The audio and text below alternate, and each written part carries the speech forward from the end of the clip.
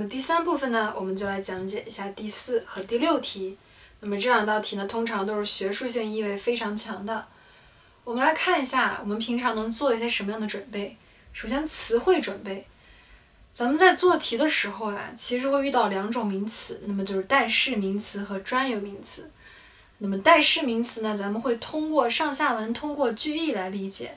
那么专有名词啊，其实咱们根本就不需要知道它们是什么意思。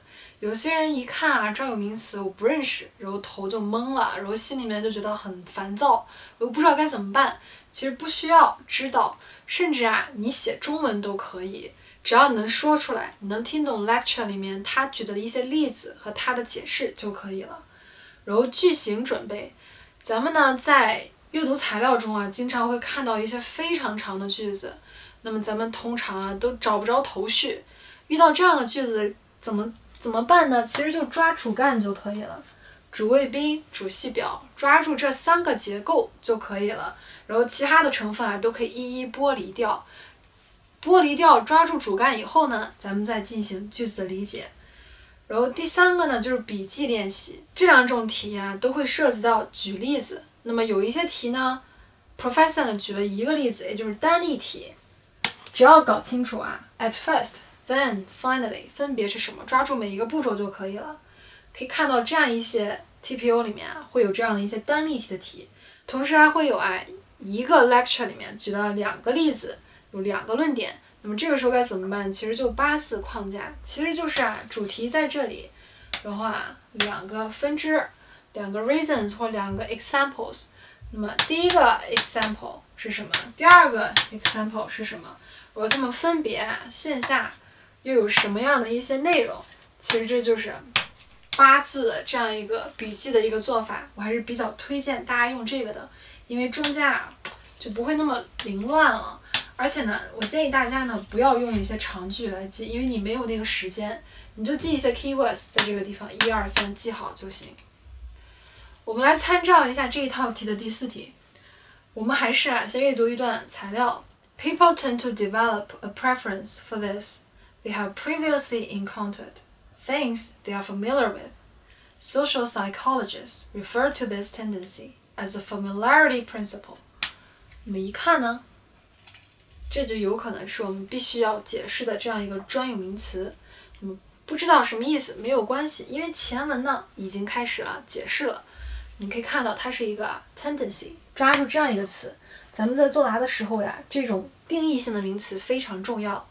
那么对这种名词的这样一个解释，一般在哪里呢？一般在段首、段尾，或者是呢在这个名词的附近，都会抓住这样一些重要的信息点。那么很显然呢，这道题呢定义就在上面了，这个段首了。Given the choice between 2 similar items, one they have experienced before and another that it is new, most people will choose the familiar item. This principle operates even when people are not conscious of their previous experience with an item. Once people have been exposed to an item, even if they do not recall having been exposed to it, they will tend to prefer that item over other items to which they have not been previously exposed. Explain how the experiment described by the professor illustrates the familiarity principle. 也就是咱们首先第一步遇到这样题呢，先给出它的定义。那么定义呢，就是从咱们的 reading material 里面寻找了。那么第2个呢，才是 examples。那么这个 example 前后 at first, then, second 是怎么样进行的，每一步都要听清楚。最后有没有结语是没有关系的。如果咱们有时间咱们还是尽量有个结语，显得前后相接首尾相接，非常完整。那么知道题目的要求以后我们还是先来听一下听力。Now listen to part of a lecture on this topic in a psychology class. Some researchers did an experiment related to this. What they did was they assembled a group of subjects, a group of students, and they showed these students a series of geometrical shapes.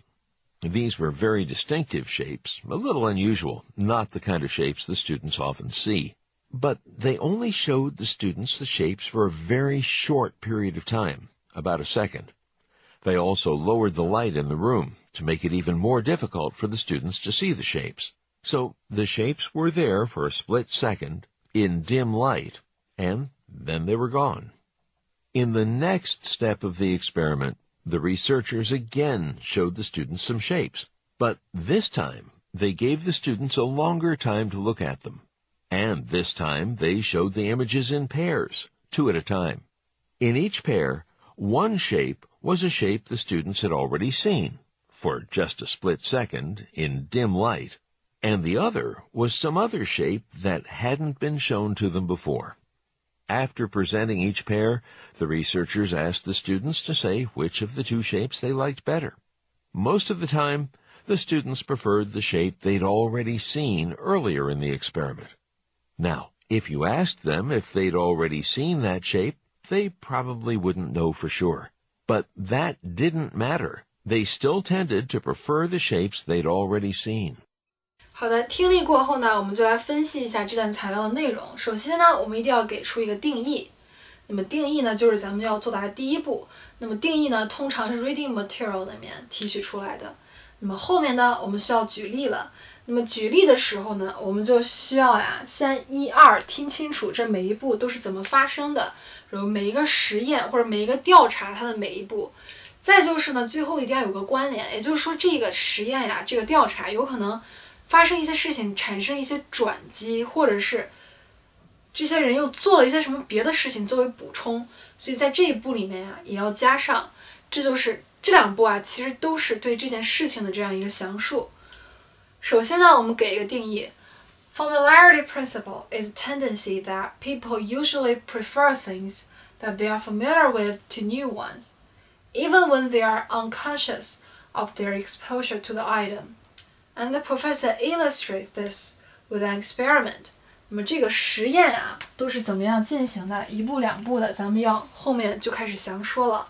In the experiment, a group of students were first showed several geometrical shapes, which were really uncommon, for a very short period of time in dim light, so that they hardly perceived the objects consciously. Then the researchers showed the students a pair of shapes and allowed them longer time to look at those shapes, one of which was a shape they had seen in dim light in the flesh, while the other a new one. After that, the researchers asked these groups of students which shape they preferred. Because of familiarity principle, they tended to prefer the one they had already seen to the one they hadn't seen, even though they were uncertain whether they'd seen the shapes. 这个实验就 first, then 都要区分开，然后一步一步的说明白。那么第一步呢，咱们还是记得 give the definition。那么第2步呢，就是 research process。那么这个是一个背景链接，帮助大家了解一下这样一种效应 ，familiarity principle 也叫呢熟悉定律。露脸多了就会被大家所熟悉，而且容易获得好感，是不是也会给我们一些启示呢？就是多在自己喜欢的人面前露脸，或者是多在自己重视的人面前露脸，咱们的人缘说不定会好许多。这就是 familiarity principle。我们接着来审一下第6题。Using points and examples from the lecture, explain 2 dry climate features of frogs. 这个地方咱一看头又懵了我们没有专业知识，但不要担心咱们会在这个 lecture 里面听得非常清楚，上面会有一些 examples 来帮助咱们理解。那么重要的就是example 不止一个，咱们就可以用8字笔记这样的一个笔记方式来帮助咱们记一下笔记，非常清晰的捋清楚我们的思路。所以咱们大致知道这个是说 frogs， 还有要关注的一点是 2 dry climate features。 我们知道这样一个题目要求以后我们先来听一下听力。 Number 6. Listen to part of a lecture in a biology class. So, okay, we've been talking about frogs, and like all amphibians, frogs have thin skin, which means that they lose moisture through their skin easily. Now, typically, we think of frogs as living in wet environments, But for frogs who live in dry places with desert-like conditions, this can be a problem. Frogs have been able to survive in such areas by having different physical features, special dry climate features that help them maintain an adequate level of moisture in their cells and avoid drying out. Some frogs do this by preventing water loss through their skin. By creating a sort of covering over their skin, they greatly reduce their skin's exposure to the dry air. The covering acts like a barrier that locks in moisture. For example, some frogs secrete a substance through their skin, a fatty substance that they rub all over their skin using their hands and feet, which creates a waxy layer all around their bodies that's almost completely watertight. Other frogs maintain an adequate level of moisture through a different physical feature, one that allows them to store water inside their bodies for later use. A specially modified internal organ inside their bodies enables them to have a high water storage capacity. So the frogs are able to absorb and store moisture during wet, rainy times, which they can rely on to get through dry periods. The aptly named water-holding frog, for example, has a bladder that is highly elastic and stretchable. When it does rain, the frog absorbs water through its skin, and its bladder stretches to hold this extra water. The water is then slowly released from the special bladder into the frog's internal tissues until the next rain, which might not be for several months. 好的，听力过后呢，我们来参考一下这一份答案。那么首先呢，我们先来一个总括的句子。There are two ways for frogs to keep moisture in their cells, despite their thin skin. 我们先来一个总括的句子，那么接下来呢就一步一步的介绍了。The first way is to create certain covering that works as a natural barrier to lock on the moisture to reduce its exposure to the dry air. For example, some frogs would form a kind of fatty substance through their skin, and they rub it off all over their body with hands and feet, so that the waxy covering can keep the frog from dehydrating. Another way is a specially modified organ to allow water storage in their body for use during dry days. For example, the water-holding frog has a unique bladder that is stretchable. When it rains, it soaks in water and holds it in its body, so that the water can then be released into its internal tissues before the next rain, which will probably be quite a while. 你们这道题啊，就是举了两个例子。那么第一个 way， 第二个 way 是两种的。我们可以啊，上面总括 two ways of 点点，然后第一个、第二个，然后 examples 这样8字下来，非常的清晰。这就是咱们在做笔记的时候啊，需要注意的。咱们听力啊还是重理解，咱们其实可以依照短期瞬时的记忆记住很多信息点，这个需要咱们平常啊反复的练习。如果实在记不下来，觉得说的很快的话，那是否就是提示咱们啊需要尽可能多的进行听力练习了呢？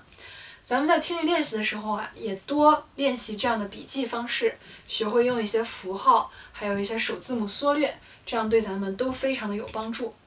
这里呢补充了一个背景材料，就是为大家介绍了一下 water-holding frog。那么最后呢，还是给大家几点建议。那么第一点呢，就是平常呢可以找一些，比如说一些托福的一些旧题，比如说 TPU 的一些题，反复的训练。什么叫反复训练？就是咱们 TPU 题啊，不是做完了就做完了。咱们可以做第一遍的时候啊，选择一个 side， 那么第二遍的时候啊，选择另外一个 side。我们下面呢也给大家几条建议。首先呢，就是1、2题啊，咱们可以平常啊多拿 TPU 做一些练习，不是说做一遍就可以完了。咱们可以啊选择 one side， 那么第二次呢就可以选择 other side。那么平常啊也可以选择一些自己练过的一些旧题拿出来再重新想一下，是否可以找到更多的 arguments， 是否可以找到更多的 examples 来丰富自己的 reasons。那么这样可以锻炼自己的发散思维能力。那么后面呢，其实是一些题呢是跟听力非常相关的，那咱们听力啊需要咱们频繁反复每天的练习，所以咱们听听力啊，还是针对自己的兴趣来会比较好。如果咱们实在不愿意听这种 lecture， 咱们完全可以去听 BBC 啊、VOA 啊这样一些电台，每天挂在耳机上听就可以了。其实啊，1-2天看不出来效果，但是我相信只要你坚持一段时间，效果会非常的明显。再其次呢，就是咱们不要忘了还有口语训练，咱们听课也好，自己训练也好，其实都不如交互来的更有价值一些。